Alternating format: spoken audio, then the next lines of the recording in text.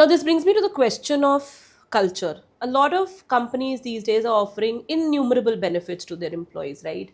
Where every sneeze, every cough is covered.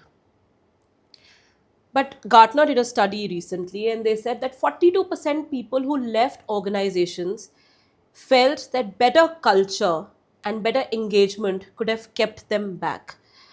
Now, do you think culture triumphs benefits or is it the other way around? I think there's a nice saying that culture eats strategy for breakfast. Okay, and I think culture is really important. And the unfortunate part, you may have all the benefits, but you don't give it with an open heart. There's a process. You tick a box, you take it and go. It's all cold. Right. I think it needs to there needs to be soul in how you do it. In you giving a benefit, how do you give that benefit to the employee? How do they avail of it? And some of them should not take advantage of it also. So it works both ways actually. Right.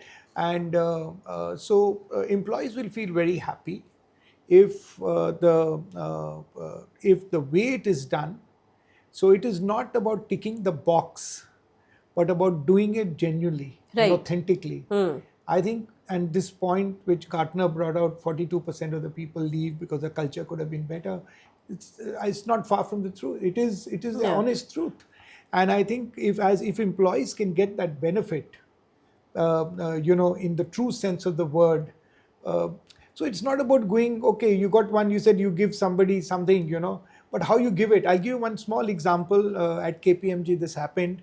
We used to reward, I used to meet every single person who qualified within the firm. I used to go to different offices, meet them, talk to them, ask them their aspirations, etc. Wow. And the persons and everybody got a gift from the firm Okay. for becoming a chartered accountant. Acha. So, but the person who got ranks were given special gifts, little more expensive, little more this thing. Right. And there was this girl who got second rank all India. And so the HR came and told me, yeah, we'll call her into the boardroom and you can give her this award. I said, no, I'm going to go into the bay and give her the reward in the bay. And so went there, gave it to her, said a few words. She said something. I come back to my table, there's a mail from her saying I was planning to leave the firm, but today I've changed my mind. Wow. So I think the impact that you have, the way you do it, that was the same reward she'd have got in the Correct. boardroom. Right. But she got it somewhere else and she felt, okay, now I should be part of this organization because it thinks beyond. So I think the point is how you do it. You want to do something, do it with grace. Right.